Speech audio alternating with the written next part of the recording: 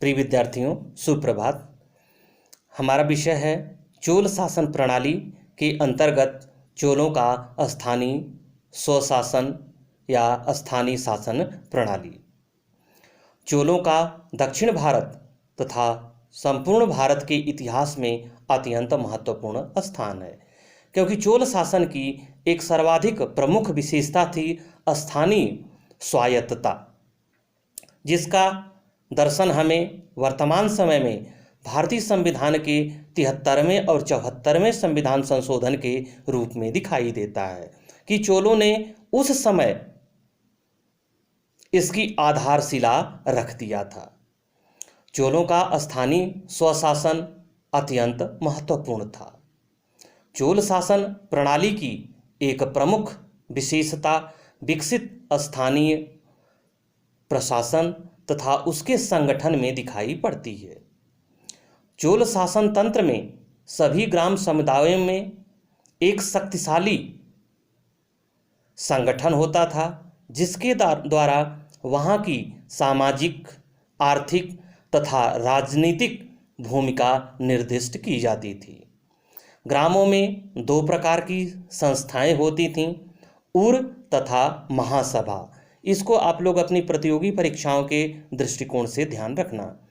उर सामान्य ग्रामों की सभा थी, जबकि महासभा अग्रहार ग्रामों की सभा होती थी। उर की बैठकों में सभी ग्रामवासी भाग लेते थे और उसकी कार्य समिति को गड़म कहा जाता था। यानी उर की जो कार्य समिति थी उसको गड़म कहा जाता था। अग्रहार ग्रामों में मुख्य रूप से विद्वान निवास करते थे और कभी कभी ये उर तथा महासभा दोनों संस्थाएं एक ही ग्राम में कार्य करती थीं। ग्राम सभा की सदस्य संख्या भिन्न भिन्न स्थानों पर भिन्न भिन्न होती थी। ग्राम सभा की बैठकें प्रायः मंदिरों में या वृक्षों के नीचे की जाती थी। प्रत्येक सभा के अंतर्गत कई समितियां होती थीं और समितियों को वारियम कहा जाता था। प्रत्येक ग्राम में समितियों की संख्या आवश्यकता अनुसार होती थी। प्रत्येक समिति के सदस्यों की संख्या भी निश्चित नहीं थी और ये सभी सदस्य अवैतनिक होते थे। परांतक प्रथम के 921 तथा 919 ईस्वी के उत्तर मेरूर अभिलेख से ग्राम सभा के अस्तित्व का पता चलता है। इन दोनों अभिलेखों में वारियम के सदस्यों के निर्वाचन पद्धति पर प्रकाश पड़ता है। समिति के सदस्यों को चुनने के लिए प्रत्येक गांव को 30 वार्डों में विभाजित किया जाता था। निर्वाचन के लिए प्रत्येक व्यक्ति में निम्न योग्यताएं होनी आवश्यक थीं। आज हमारे राजनेता चुने जाते हैं, हमारे सांसद चुने जाते हैं, तो उनके लिए कोई योग्यता का पैमाना नहीं है। लेकिन चोल प्रशासन में यदि आप सदस्य बन रहे हैं, ग्राम सभा के सदस्य बन रहे हैं, तो आपको निम्नलिखित योग्यताओं को पूरा करना होगा, जो उसका व्यवहारिक पक्ष है। इसको ध्यान देना और इसको सोचना भी। अब क्या क्या योग्यता है? तो सदस्य बनने के लिए आयु 35 से 70 वर्ष की होनी चाहिए। वेदों और ब्राह्मण ग्रंथों का उसे ज्ञान होना चाहिए, और चारों वेदों का ज्ञान नहीं है तो कम से कम एक वेद का उसे ज्ञान होना चाहिए। उसका खुद का यानी निजी घर होना चाहिए। 1/4 बेली से अधिक भूमि का स्वामी हो। यानी बेली उस समय भूमि मापन की एक इकाई थी। जैसे आज मीटर है, गज है, तो उस टाइम भूमि मापन की एक इकाई बेली होती थी। तो जो सदस्य बनेगा उसके पास 1/4 बेली से अधिक भूमि होनी चाहिए। अब अयोग्यता भी वहाँ पे निर्धारित की, जहाँ पे योग्यता दी गई वहीं पे अयोग्यता भी दी गई है कि कौन व्यक्ति अयोग्य है। कोई व्यक्ति निम्न आधार पर उम्मीदवारी के अयोग्य घोषित किया जा सकता है यदि वह पिछले 3 सालों से किसी समिति का सदस्य रहा हो, यदि वह व्यभिचारी या किसी अन्य अपराध का दोषी हो। तीसरा, यदि किसी समिति के सदस्य के रूप में अपने विभाग के आय व्यय का ब्यौरा न दे सका हो। यदि ये अयोग्यताएं हैं तब भी वह उस समिति का सदस्य नहीं बन सकता। तो आप ये देख सकते हो कि वो कितना सुलझी हुई व्यवस्था थी कि जो हर स्तर पे योग्यता को निर्धारित की है, और आज के समय में कोई योग्यता नहीं। ये समितियां अलग अलग विभागों का काम देखती थीं। कुछ प्रमुख समितियां इस प्रकार थीं, जैसे दान समिति, न्याय समिति, कृषि समिति, उपवन समिति, सिंचाई समिति। इन विभिन्न समितियों के अतिरिक्त एक सामान्य समिति भी होती थी, जिसे संवत्सर वार्यम समिति कहा जाता था। इसे वार्षिक समिति भी कहा जाता है। तो जो सामान्य समिति होती थी उसे संवत्सर वार्यम समिति कहा गया है। इसका कार्य सभी समितियों के कार्यों की देखरेख करना होता है। ग्राम सभा को राज्य की ओर से सभी प्रकार के अधिकार मिले हुए थे। उसके पास सामूहिक संपत्ति होती थी जिसे वह जनहित में बेच सकता था या गिरवी रख सकता था। संस्था के पास बैंक भी होता था। ग्राम सभा को ग्रामवासियों पर कर लगाने, कर वसूलने तथा उनसे बेगार लेने का भी अधिकार था। भूमि के वर्गीकरण का एकमात्र अधिकार ग्राम सभा के पास ही था। ग्राम में नई सड़क का निर्माण व पुरानी का मरम्मत ग्राम सभा ही करती थी। इसके अतिरिक्त ग्रामवासियों के जीवन, स्वास्थ्य एवं संपत्ति की रक्षा करना ग्राम सभा का कर्तव्य था। सभा की धर्म वार्यम समिति पाठशालाओं का, औषधालयों का और मंदिरों की देखरेख करती थी तथा न्यायत्तार समिति न्याय का कार्य करती थी। इस प्रकार प्रत्येक ग्राम एक लघु गणतंत्र था जिसे अपने कार्यों में स्वायत्तता मिली हुई थी।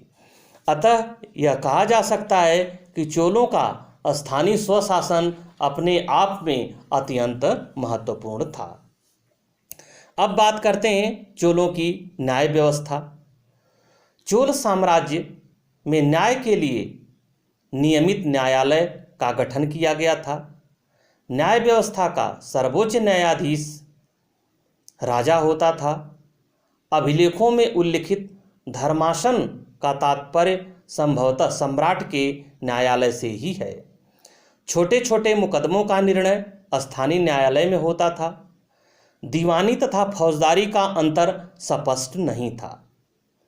चोलों की न्याय व्यवस्था उदार थी, क्योंकि हत्या जैसे अपराध को छोड़कर अन्य अपराधों में आर्थिक दंड या सामाजिक अपमान का दंड दिया जाता था। राजद्रोह सबसे बड़ा अपराध था। राजद्रोह जैसे भयंकर अपराध के अपराधी को मृत्युदंड के साथ साथ उसकी संपत्ति को भी जब्त कर लिया जाता था। अग्नि जल द्वारा दिव्य परीक्षाएं भी ली जाती थीं।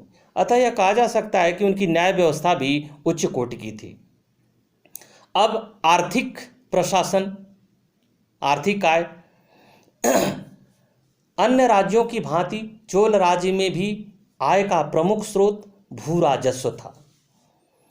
भवन कर, खानों की उपज, वन संपदा, आयात निर्यात कर, आर्थिक जुर्माने, स्थानीय शुल्क आदि भी राजकोष की आय के प्रमुख स्रोत थे।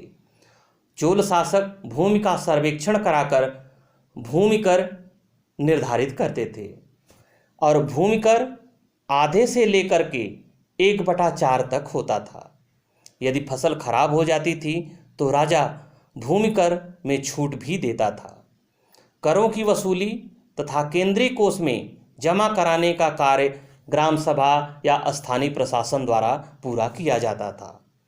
किसानों को यह सुविधा थी कि वे भूमि कर नकद में या अनाज के रूप में चुका सकते थे। भूस्वामी द्वारा भूमि कर न चुकाए जाने पर भूमि दूसरे के हाथों बेच दी जाती थी। बकाये कर पर ब्याज भी लिया जाता था। अब आर्थिक आय, अब व्यय कहाँ कहाँ पे होता था। तो जो ऊपर हमने देखा कि कहाँ कहाँ से इनको आय हो रही, उसका जो व्यय है उसका भी प्रशासन किया गया, प्रबंध किया गया। तो राज्य की आय का अधिकांश भाग राजमहल, सेना तथा नौकरशाही पर खर्च होता था। इसके अतिरिक्त चोल राज्य में बड़े पैमाने पर मंदिरों, सड़कों, नहरों, पाठशालाओं, औषधालयों आदि का भी निर्माण किया गया। यानी जो जनहितकारी कार्य होते थे उस पर ज़्यादा खर्च किया जाता था। फिर है इनकी सैन्य शक्ति। चोल नरेशों की सैन्य शक्ति विशाल थी। इन्होंने एक विशाल संगठित सेना का निर्माण किया था।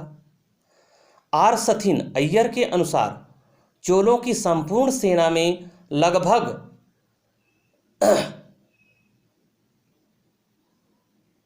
15 लाख सैनिक थे, जिनमें पैदल, अश्वारोही, गजारोही सम्मिलित थे।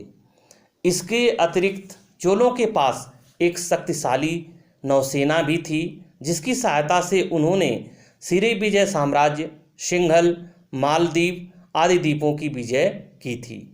चोल सेना में लगभग 60,000 हाथी थे। युद्ध के अवसर पर सेना का नेतृत्व राजा या युवराज करता था। युद्ध भूमि में विशेष पराक्रम दिखाने वाले योद्धा अथवा सेनापति को क्षत्रिय शिखामणि की उपाधि दी जाती थी। सेना की टुकड़ियों के नायकों के अधीन सेना रखी जाती थी। सेना नायकों को महादंड नायक भी कहा जाता था। चोल सैनिक क्रूर होते थे, जो विजय पाने के बाद पराजित शत्रु के प्रदेशों के नागरिकों पर अत्याचार करते थे, लूटपाट करते थे तथा वहाँ की स्त्रियों के साथ अभद्र व्यवहार करते थे। क्षत्रिय शिखामणि ध्यान रखना, क्योंकि ये HS कॉलेज कैडर के एग्जामिनेशन में और हिस्ट्री में पूछा गया है। इस प्रकार चोल प्रशासन में केंद्रीय नियंत्रण तथा स्थानीय स्वशासन की स्वायत्तता के साथ साथ केंद्रीय नियंत्रण भी विद्यमान था। नीलकांठ शास्त्री के अनुसार एक योग्य नौकरशाही तथा सक्रिय स्थानीय संस्थाओं के बीच जो विविध प्रकार के नागरिकता की भावना का पोषण करती थी, शासन में निपुणता तथा शुद्धता का उच्च स्तर प्राप्त कर लिया, जो संभवतः किसी अन्य प्रशासन में दिखाई नहीं देता है। अतः यह कहा जा सकता है कि चोलों ने एक अति उत्तम शासन प्रणाली का निर्माण किया, जिसके बल पर उन्होंने लगभग दक्षिण पूर्व एशिया तथा बंगाल की खाड़ी तक अपना साम्राज्य स्थापित किया। Thank you.